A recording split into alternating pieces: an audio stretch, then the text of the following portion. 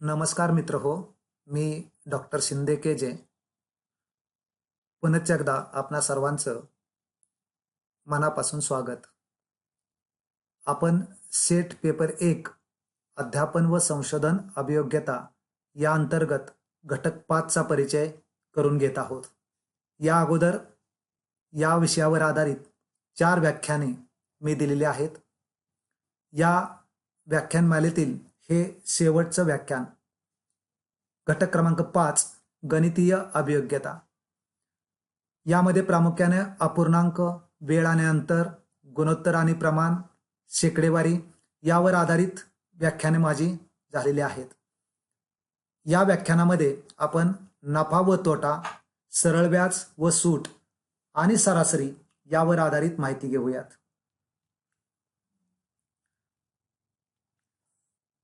हा घटक प्रामुख्याने सूत्रावर आधारित जास्त बेतलेला आहे. त्यामुळे या घटकाशी संबंधित असणारी सूत्रे जर नीट समजून घेतली तर उदाहरणं सोडवताना कोणतीही अडचण येणार नाही. मित्र हो, पहिल्यांदा आपण ती सूत्र पाहूयात. पहिल्या स्तंभामध्ये तुम्हाला नफा यावर आधारित असणारे सूत्र दिसत आहेत. नफा बरोबर विक्री वजा खरेदी. यामध्ये विक्री जर जास्त असेल तर नेहमी नफा होतो. हाच संबंध उलट असतोय तोट्यामध्ये. तोटा बरोबर खरेदी वजा विक्री. यामध्ये साहजिकच खरेदी किंमत जास्त असते, त्यामुळे तोटा होतो. अर्थात ही सगळी सूत्र इयत्ता 5वीच्या अभ्यासक्रमात दिलेली आहेत. शेकडा नफा यावर आधारित शक्यतो उदाहरणं आपल्याला जास्त विचारली जातात. शेकडा नफा हा प्रामुख्याने खरेदी किमतीवर काढला जातो आणि तो शेकडा नफा असल्यामुळं त्याला 100 न गुणावं लागतं आणि म्हणून शेकडा नफ्याचं सूत्र जे आहे ते नफा भागिले खरेदी किंमत गुणिले 100. इथं तुमच्या लक्षात येईल शेकडा आहे म्हणून 100 न गुणलेलं आहे आणि शेकडा नफा हा खरेदी किमतीवर असतो म्हणून ते भागिले घेतलेलं आहे आणि शेकडा नफा काढत आहोत म्हणून नफा अंशस्थानी आलेले. म्हणजे हा नफा अंशस्थानी शेकडा आल्यामुळे गुणिले 100 आणि खरेदी किमतीवर काढतोय म्हणून खरेदी किंमत छेदस्थानी. सूत्र समजून नीट घेतलं की लक्षात ठेवायलाही फार अडचण येणार नाही. अगदी हेच सूत्र शेकडा तोटासाठी सुद्धा आपल्याला मांडता येईल. एकच मिनिट. शेकडा तोटासाठी सूत्र इथं पुढे मांडलेलं आहे. शेकडा तोटा बरोबर फक्त सूत्रामध्ये बदल काय झालाय तेवढं पाहायचं. इथं नफा होता, इथं तोटा आलेला आहे. कारण आपण शेकडा तोटा काढतोय म्हणून तोटा अंशस्थानी. शेकडा नफा जर आपण काढत असो तर नफा अंशस्थानी आणि शेकडा काढतोय म्हणून 100 न गुणाचे दोन्ही ठिकाणी पहा. आणि शेकडा नफा असो अगर शेकडा तोटा असो हे दोन्ही खरेदी किमतीवर असतं म्हणून खरेदी किंमत ही छेदस्थानी आलेली आहे. त्यामुळे सूत्र व्यवस्थितपणे लक्षात ठेवलं की यावरील उदाहरण तुम्ही सहज सोडवू शकाल. शेकडा नफा कदाचित काही वेळेस तुम्हाला पट दिली जाते. ज्यावेळेस पट दिली जाईल त्यावेळेस मात्र 100 भागिले पट वजा 1. आणि जर शेकडा तोटा काढायचा असेल आणि पट दिली असेल तर पट अधिक 1 हे छेदस्थानी यायला पाहिजे. म्हणजे सूत्रामध्ये थोडासा बदल झाला आहे. शेकडा नफा काढताना पट वजा 1 केलं जातं आणि शेकडा तोटा काढताना पट अधिक 1 केलं जातं. अंशस्थानी मात्र 100 प्रत्येक ठिकाणी येते. यानंतर काही सूटवर आधारित उदाहरणे. सूट बरोबर छापील किंमत वजा विक्री किंमत. आपल्याला सगळ्यालाच माहिती आहे कोणतीही सूट व्यवहारामध्ये आपण बघत असतो छापील किंमत एक असते आणि डिस्काउंट म्हणतात 10% सूट, 15% सूट. आणि त्यामुळे साहजिकच सूट जर आपल्याला काढायचं असेल तर छापील किंमत आणि प्रत्यक्ष आपण विक्री किंमत किती आहे याची वजाबाकी घ्यावी लागते. शेकडा सूटही तसंच काढावं लागतं आपल्याला. प्रत्येक ठिकाणी शेकडा शब्द आला की गुणिले 100 येणारच आहे. लक्षात. सगळ्या सूत्रामध्ये बघा तुम्ही जिथं जिथं शेकडा आलेला आहे तिथे तिथं गुणिले 100 आहे. हे विसरायचं नाही. तिथे शेकडा आहे 100 न गुणलेलंच आहे आणि त्यामुळे साहजिकच शेकडा सूट बरोबर जो शब्द आलाय सूट तो अंशस्थानी. फक्त सूट ही जी आहे ही खरेदी किमतीवर नसते, ती छापील किमतीवर असते. एवढं लक्षात ठेवायचं. शेकडा नफा आणि तोटा हा शक्यतो खरेदी किमतीवर आपण काढत असतो. म्हणजे शेकडा नफा काढायचा असेल, शेकडा तोटा काढायचा असेल तर तो खरेदी किमतीवर असतो. इथं आपल्या लक्षात आलेलं आहे. आणि शेकडा सूट जर काढायची असेल तर ती मात्र छापील किमतीवर असते. एवढाच एक बदल या सूत्रामध्ये आहे. आणि शेवटी सूट जर आपल्याला काढायचं असेल, शेकडा सूट दिली असेल तर मग छापील किमतीच्या शेकडा सूट असं असतंय ते. म्हणजे सूट जर आपल्याला वेगळ्या पद्धतीने काढायचं असेल तर छापील किमतीच्या शेकडा सूट. जर शेकडा सूट तुम्हाला दिली असेल तर शक्यतो आपल्याला व्यवहारामध्ये अशीच सूट असते. 10% सूट, 15% सूट. आणि त्यामुळं त्यावेळेस सूट जर काढायचं असेल तर आपल्याला ते छापील किमतीच्या 10%, छापील किमतीच्या 15% आणि म्हणून छापील किंमत गुणिले शेकडा सूट असं सूत्र या ठिकाणी वापरता येतं.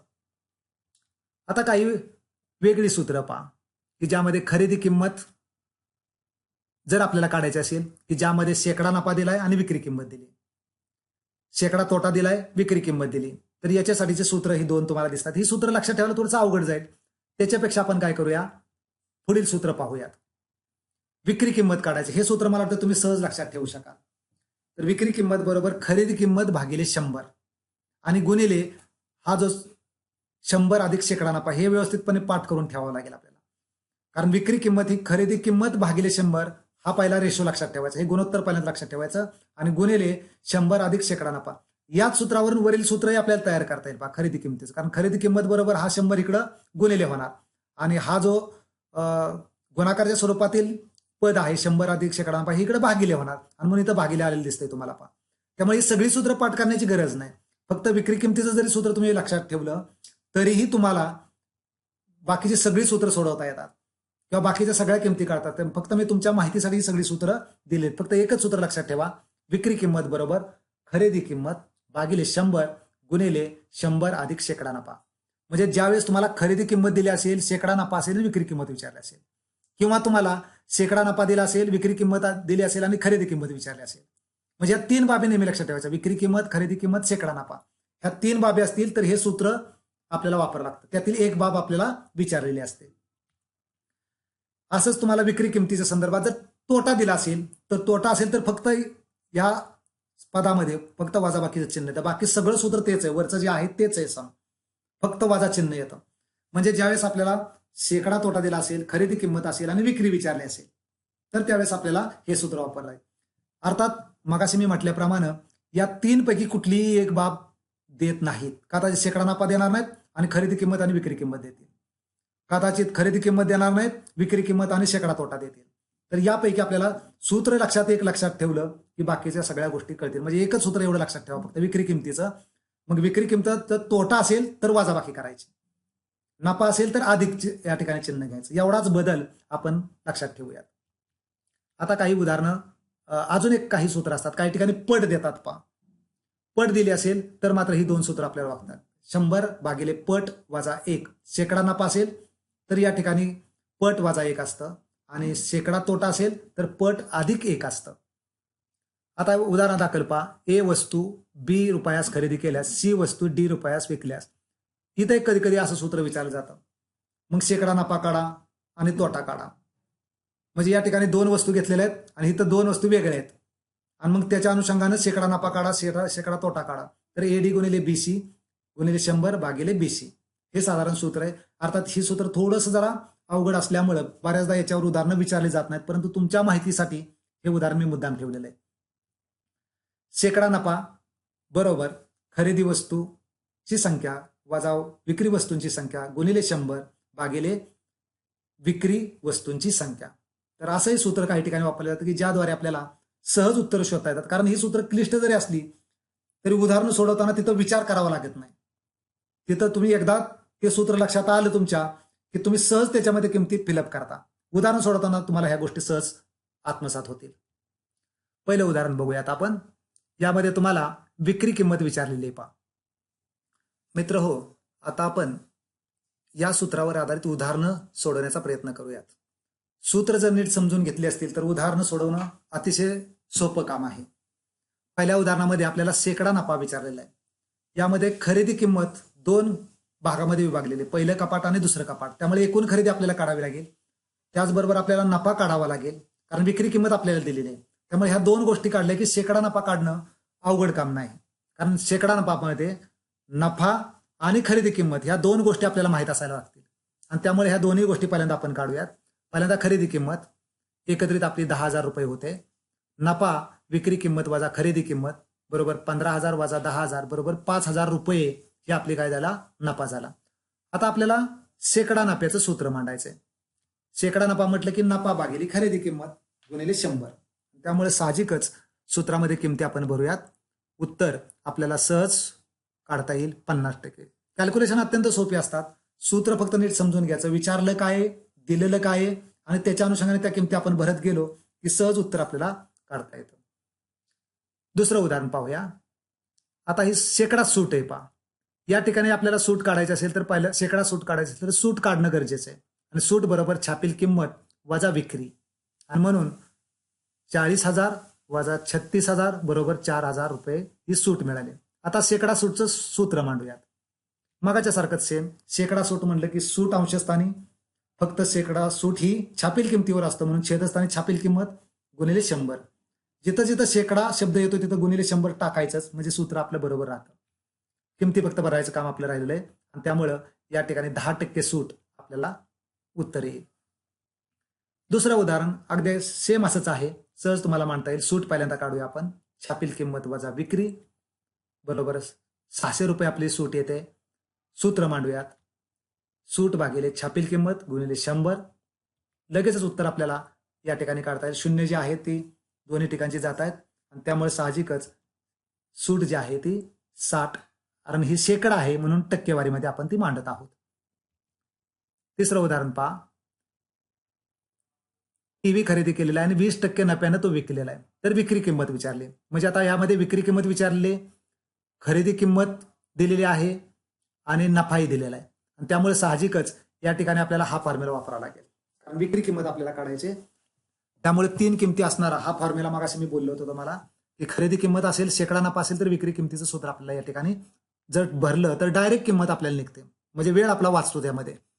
किमती भरूया. खरेदी किंमत आपली 20,000 ती भरून टाकली. शेकडा नफा 20 आपण भरून टाकला. झालं. फक्त कॅल्क्युलेशन करण्याचंच काम उरतं. त्यामुळे विचार फार करावा लागणार नाही. जर सूत्र तुम्ही नीट समजून घेतली तर कमी विचारामध्ये अवघड उदाहरणं सुद्धा तुम्ही सोडवू शकाल. फक्त कॅल्क्युलेशनचं काम आहे. 24,000 रुपये या ठिकाणी आपलं विक्री किंमत आलेली आहे. अगदी सेम असंच एक उदाहरण आपण बघूया. या ठिकाणी सूट दिल्यानं 1,000 रुपयाची वस्तू 400 रुपयाला मिळाली. तर शेकडा सूट किती? छापील किंमत पहिल्यांदा काढूयात.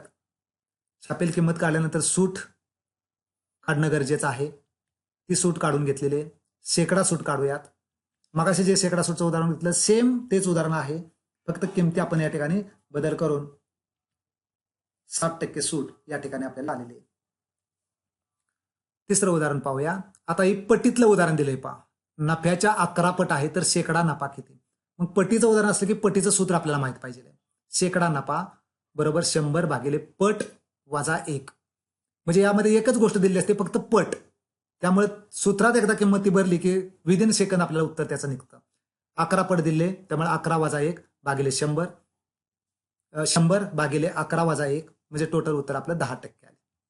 अगदी सेम तोट्यासाठी असंच उत्तर आपल्याला शोधता येईल पहा. यामध्ये 9 पट शेकडा, 9 पट जर झालेला आहे तोटा तर शेकडा तोटा किती? पुन्हा तेच सूत्र, फक्त पट अधिक 1 येणार आहे. शेकडा नफा असेल तर पट वजा 1 असतोय. सूत्र बदललेलं आहे. किमती फक्त भरूयात. पुन्हा उत्तर 10% आलेलं आहे. अतिशय सोपा प्रवास आहे हा. फक्त यामध्ये आपल्याला विचारलंय काही, एकदा कळलं की लगेच सूत्र ठरवायचं. सूत्र ठरवलं की फक्त किमती भरण्याचंच काम आहे. विक्री किमती एवढी असेल तर शेकडा नफा किती? 8 टीव्हीची विक्री किंमत आता या ठिकाणी आपल्याला त्या अनुषंगानं सूत्र बनावं लागेल. म्हणजे खरेदी वस्तूंची संख्या वजा विक्री वस्तूंची संख्या गुणिले 100 भागिले विक्री वस्तूंची संख्या. फक्त किमती आता या ठिकाणी जास्त आहेत, त्या सगळ्या किमती आपल्याला या ठिकाणी भराव्या लागतील. बघा, खरेदी वस्तूंची संख्या 12 आहे, विक्री केलेली वस्तू आहेत 8 आणि विक्री वस्तूंची संख्या पुन्हा छेदस्थानी आलेली आहे आणि गुणिले 100 तर प्रत्येक सूत्रामध्ये आपले येते, हे आपल्या लक्षात आलेलं आहे. त्यामुळे 12 वजा 8, जिथं 12 किंमत दिली 8 दिली, ह्या दोनच किमती दिलेल्या आहेत. ह्या दोन किमती जर दिलेल्या असतील तर आपल्याला हे सूत्र वापरायचं, शेकडा नफा काढणं. या ठिकाणी कॅल्क्युलेशन अत्यंत सोपे आहेत. फक्त त्या वस्तूंची संख्या आली की हे सूत्र घ्यायचं. खरेदी वस्तू वजा विक्री वस्तू भागिले विक्री वस्तू आणि गुणिले 100. असंच सेम एक वेगळं उदाहरण आहे पहा. यामध्ये एका पुस्तकाची किंमत 10% कमी केली व त्यानंतर 20% सूट दिली. म्हणजे कमी झाली आणि पुन्हा आणखी कमी झालेली आहे. लक्षात घ्या, सूट दिली म्हणजे कमीच केली, म्हणजे 2 वेळा घट झालेली आहे. घट काढण्यासंदर्भातील मागील व्याख्यानामध्ये मी माहिती दिलेली. अगदी तेच सूत्र इथं आलेलं आहे पहा. फक्त इथं सूटच्या स्वरूपात ते मांडलं गेलेलं आहे. एक्स आणि वाय ह्या घट आहेत पहा, लक्षात घ्या. आणि मग दोन्ही वेळा घट झाली त्यामुळे या ठिकाणचं सूत्र जे येते एक्स वजा वाय अधिक एक्स वाय भागिले 100. एक्स म्हणजे पहिली घट, वाय म्हणजे दुसरी घट, म्हणजे दोन्ही ठिकाणी तर मायनस येते कारण दोन्ही घट आहेत आणि म्हणून मायनस चिन्ह आलेलं आहे. आणि म्हणून त्या किमती एकदा भरल्या की उत्तर आपल्याला लगेच मिळू शकेल. वजा 28 आणि हा तोटा असल्यामुळे वजा येतो, बाकी काहीच नाही, म्हणून 28% तोटा झालेला आहे. आता सरळ व्याजावर आधारित काही उदाहरणं आपण बघूया. त्याच्यासाठीची काही सूत्र पहिल्यांदा पाहूया. ही सूत्र सुद्धा तुम्हाला 7वी आणि 8वीच्या अभ्यासक्रमात दिलेली आहेत. सरळ व्याज बरोबर PNR भागिले 100. आपल्याला माहिती आहे MDK भागिले 100. P म्हणजे तुमची मुद्दल, N म्हणजे नंबर ऑफ इयर्स म्हणजे कालावधी, आणि R म्हणजे दर, रेट. या दृष्टिकोनातून काही ठिकाणी MDK वापरलं जातं आणि इंग्रजीमध्ये PNR वापरलं जातं. याचप्रमाणे चक्रवाढ व्याज काढण्यासाठी सुद्धा सूत्र आपल्याला वापरलं जातं. हे चक्रवाढ व्याज काढण्यासाठी ही रास काढण्याचं सूत्र आहे, पहिल्यांदा लक्षात घ्या. ए म्हणजे रास. इथं तुम्हाला P कंसामध्ये 1 अधिक R भागिले 100 आणि त्याचा घातांक N. R म्हणजे रेट, आपल्याला माहीत झालंय, व्याजाचा दर, आणि N म्हणजे नंबर ऑफ इयर्स, म्हणजे कालावधी किती आहे तो दिलेला आहे. आणि मग यावरून आपल्याला चक्रवाढ व्याज काढता येतं. चक्रवाढ व्याज बरोबर रास वजा मुद्दल, म्हणजे ही जे सूत्र काढलंय राशीचं, हे सूत्र अगोदर वापरायचंय आणि त्यातून मग मुद्दल ही P आपल्याला दिलीच असते आणि त्यातून आपल्याला चक्रवाढ व्याज सहज शोधता येतं. मुद्दल पटीवरून व्याजदर व काळ काढणे, यावर सुद्धा कधी कधी उदाहरण विचारतात. तर हे सूत्र लक्षात घ्यायचं, दर आणि काळाचा गुणाकार एका बाजूला घ्यायचा आणि उजव्या बाजूला 100 मुद्दल पट वजा 1. हे सूत्र जर व्यवस्थित लक्षात ठेवलं तर यावरची सुद्धा उदाहरण तुम्हाला सोडवता येतील. पहिलं उदाहरण आपण बघूया. एका बँकेत सरळ उदाहरण आहे अगदी, की ज्याच्यामध्ये मुद्दल, दर आणि कालावधी दिलेला आहे, म्हणजे PNRच्या किमती दिलेल्या आहेत. तर या PNRच्या किमती इथं मी भरल्यात आणि भागिले 100 बरोबर सरळ व्याज 600 रुपये उत्तर आलेलं आहे. इथं तुम्हाला सहज कळेल चक्रवाढ व्याज काढायचंय. त्यासाठी पहिल्यांदा रास काढण्यासंदर्भातील विचारलेलं आहे. रास या ठिकाणी काढण्याचा प्रयत्न केला या सूत्राच्या सहाय्यानं. ए बरोबर P कंसामध्ये 1 अधिक R भागिले 100 कंसाचा घात N. सगळ्या किमती इथं भरल्या आहेत. P म्हणजे 6000, जी मुद्दल दिलेली आहे, रेट 5 दिलेला आहे, तो अंशस्थानी टाकलेला आहे, आणि कालावधी जो आहे तो 2 वर्षे, म्हणून तो या ठिकाणी घातांकाच्या स्वरूपात दाखलेला आहे. आणि मग ह्या दोघांची बेरीज केली, 1 अधिक 5/100ची बेरीज 105/100 आलेली आहे. तीच 21 गुणिले 21 म्हणजे 441 येईल भाग लावल्यानंतर, आणि छेदामध्ये 4 शिल्लक राहील. मग हा गुणाकार एकदा आपण पूर्ण करून घेतला की उत्तर या ठिकाणी येईल. पर्याय असतात त्यामुळे उत्तर लगेच आपल्याला शोधता येतं. आता हे 6 पट काढायचे लक्षात घ्या, इथं विचारलेले. 6 पट काढायचे म्हणले की मुद्दलीची पट असायला पाहिजे, असं सूत्र तुम्हाला शोधावं लागेल. म्हणून दर गुणिले काळ, या ठिकाणी 2 किमती देतात आणि 1 विचारतात. आता 2 किमती ज्या दिल्यात त्या आपण भरूयात. आपल्याला काळ दिलेला आहे 10 वर्षाचा, त्यामुळे काळाची किंमत 10 भरलेली इथं, कारण काळ इथं उजव्या बाजूला गेल्या भागिले होणार आहे. आणि मुद्दल पट जी आहे ते आपल्याला दिली 6 पट, ती किंमत आपण भरूया. 6 वजा 1 भागिले 10, म्हणजे या ठिकाणी आपल्याला सहज उत्तर शोधता येईल आणि ते उत्तर येते 50%. इथे सेम तसाच उत्तर आहे पहा. काळ बरोबर हेच सूत्र वापरले, फक्त हे दर इकडे गेल्यावर भागिले झालेला आहे. दर जो 5 दराने इथं गेल्यावर भागिले झालेलं आहे. ती किंमत डायरेक्ट मी भरली, कारण सूत्र इथं ऑलरेडी आहे, त्याचं रिपिटेशन इथं मी टाळलेलं आहे. काळ बरोबर 20 वर्ष. सेम अगदी आहे. काही ठिकाणी काळ विचारतील, काही ठिकाणी दर विचारतील. सूत्र मात्र एकच आणि त्याच्यामध्ये कॅल्क्युलेशन अगदी सिंपल आहे, फार अवघड नाहीत. त्यानंतर शेवटचा कन्सेप्ट आपण पाहूया, तो म्हणजे सरासरी. सरासरी अत्यंत सोपा भाग आहे, लक्षात घ्या. याच्यामध्ये फार अवघड उदाहरणं विचारली जात नाहीत. सरासरीमध्ये प्रामुख्याने एकच सूत्र आपल्या प्रत्येक ठिकाणी लागतं, दिलेल्या संख्या किंवा दिलेल्या बाबींची बेरीज भागिले एकूण संख्या. हे सूत्र प्रत्येक ठिकाणी तुम्हाला लागू करता येतं. क्रमशः संख्यांची सरासरी जर काढायची असेल, समजा क्रमवार संख्या आहेत, उदाहरणार्थ 10, 11, 12, 13, 14, तर लक्षात ठेवायचं की मधली संख्या जी आहे ती त्याची सरासरी असते. विषम संख्येच्या संदर्भात विषम अंक दिले टोटल, म्हणजे 5 संख्या आहेत आणि त्यामुळे मध्यभागी येणारी संख्या जी आहे तीच सरासरी असते, म्हणजे सहज उत्तर ते शोधता येतं. क्रमवार नैसर्गिक संख्यांची सरासरी हेही काम सोपं आहे. पहिली संख्या आणि शेवटची संख्या, समजा 1 ते 100ची सरासरी तुम्हाला विचारली तर 1 अधिक 100 भागिले 2, विदिन अ सेकंद तुम्ही उत्तर त्याचं शोधू शकता. उदाहरण दिलंय तर मध्यभागी 5 ते 40 संख्यांची सरासरी, म्हणजे 5 अधिक 40 भागिले 2, जे उत्तर येईल ते तुम्हाला शोधता येईल. विषम संख्यांची सरासरी सुद्धा अत्यंत सोपं आहे, लक्षात घ्या. विषम संख्या कुठं सुरू होतात, आता 1 ते 20 म्हटले तर 1 विषम संख्या आहे आणि 20 काय विषम नाही, त्याच्या अगोदरची आपल्याला घ्यावी लागेल, आणि म्हणून 1 अधिक 19 भागिले 2, म्हणजे या ठिकाणी सरासरी तुमची 10 येईल. मित्र हो, सरासरीवरील सूत्र लक्षात आल्यानंतर त्यावरील उदाहरणं सोडवणं अत्यंत सोपं काम आहे. आपण काही उदाहरणं सोडवूयात. आता या ठिकाणी 6 क्रमवार समसंख्यांची सरासरी दिलेली आहे. 23 जर सरासरी असेल तर त्याच्या अगोदर 3 संख्या असतील आणि त्याच्यानंतर 3 समसंख्या असतील. त्यामुळे त्या संख्या पहिल्यांदा आपल्याला मांडाव्या लागतील. त्या संख्या आहेत 18, 20, 22, 24, 26 आणि 28. कारण 23 मध्ये भागी आलेले आणि त्यामुळे साहजिकच त्याच्या अगोदर 3 समसंख्या, त्याच्यानंतर 3 समसंख्या. विचारले आपल्याला मोठी संख्या कोणती? 28 आहे. त्यामुळे या ठिकाणी साहजिकच सरासरी उत्तर जे आहे ते 28 आहे. आता या ठिकाणी या उदाहरणामध्ये 8 लोकांचं सरासरी उत्पन्न दिलेलं आहे, पुन्हा 4 लोकांचं दिलेलं आहे. त्यामुळे त्या दोघांचं एकत्रीकरण आपल्याला करावं लागेल आणि एकूण संख्या जी आहे ती 12 होणार आहे. 8 आणि 4 12. त्यामुळे साहजिकच छेदस्थानी 12 येणार आहे. पहिल्यांदा सूत्र मांडूयात. दिलेल्या संख्यांची बेरीज भागिले एकूण संख्या.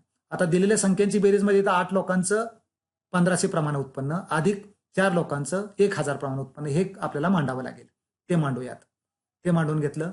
बाकीचं काम कॅल्क्युलेशनचं आहे. म्हणजे 12,000 अधिक 4,000 आणि भागिले 12 याचं उत्तर जे आहे ते साधारण आपल्याला काढता येऊ शकेल. तर हे उत्तर शेवटी मांडलेलं आहे. दुसरं उदाहरण पाहूया. 9 विद्यार्थ्यांच्या वयाची सरासरी दिलेली आहे आणि शिक्षकांचं वय त्यात मिसळलं तर ती 15 येते. पहिल्यांदा आपल्याला शिक्षकाचं वय जे माहीत नाही त्यासाठी एक समान. व्यक्तींची सरासरी काढायची म्हटलं की मगाचाच फॉर्म्युला आपला, मगाचं सूत्र आपल्याला एकत्रित आपल्याला करावं. 9 आणि सरासरी 10 आहे अधिक एक शिक्षक मिसळलेला आहे ते x न गुणावं लागेल आणि त्यामुळे साहजिक आहे. आणि भागिले एकूण किती होतात? 9 आणि अधिक एक शिक्षक म्हणजे 10. मगाच सूत्र आहे पहा. एकूण संख्या छेदस्थानी आणि अंशस्थानी त्यांची बेरीज यायला पाहिजे. एकूण काय होते ते मांडूया आपण. आता बाकीचं फक्त कॅल्क्युलेशनचं काम आहे. गुणाकार क्रिया करूयात आणि शिक्षकाचं वय काढूयात. तिरकस गुणाकार करून किंवा 10 डाव्या बाजूला घेऊन तुम्हाला सहज उत्तर त्या ठिकाणी शोधता येऊ शकेल. दुसरं उदाहरण पाहूया. इथे अगदी तसंच उदाहरण आहे पहा. सूत्र फक्त आपल्याला मांडलं. जे माहीत नाही त्याच्यासाठी आपण x मानायचं. महेशचं वजन आपल्याला विचारलंय ते x मानायचं. मग बाकीच्या सूत्रामध्ये किमती काढूया.